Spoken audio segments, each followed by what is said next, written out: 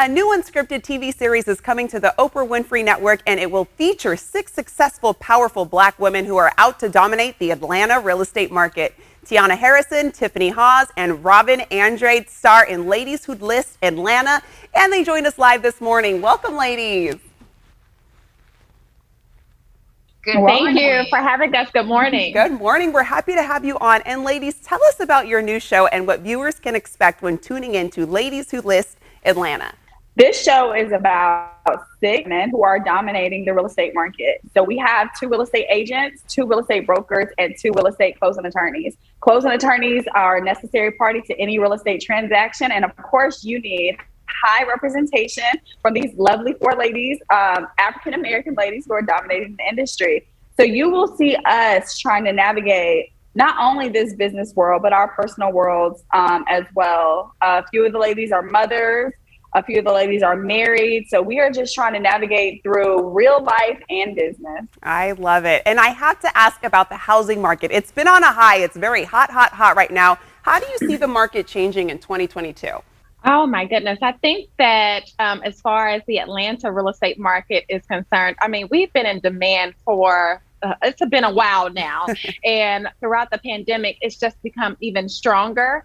So in 2022, I could say that, forecasting forward, you can expect there to be, an even greater demand in the market. We'll see rates and things change of the sort, but people want to be in Atlanta. I mean, what's not to love about this city? You can go 15 minutes away and the culture is just totally different in the opposite direction. And so, we're just hoping that we highlight it in the best way possible so that people can find out what it is that we love and why we have an affinity for Atlanta and this real estate market. Ooh, well, it seems exciting to watch. And I have to say, I'm excited for your show, being that it highlights powerful and successful Black women dominating the real estate world. Why do you think it's important to see this type of representation on TV? I think it's important to see this type of representation because just a couple of years ago, no one wanted to see Black women succeed on TV. It seemed as though we were trying to get a network to pick us up back then, and no one was interested in it.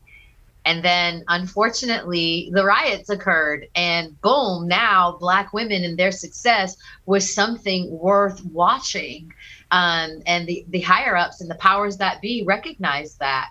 And here we are. Now we have our time to shine and sparkle. and just to add to that, there's really, who we are, it's not one dimensional. So when we promote, our being Black women in a male dominated field or, just in this industry in particular, it's just, we're not one lane. None of us are alike. Mm-hmm. And so I think that would be good to share with the masses or with an audience for them to see how we do navigate throughout this entire process. I love that. Like you said, representation does matter. And to that point, I wanted to ask you ladies really quickly, one of the hot topics in Northern California that made headlines in the news early in December was on a Black couple whose appraiser lowballed them when they whitewashed their home by removing family photos and their African-themed art.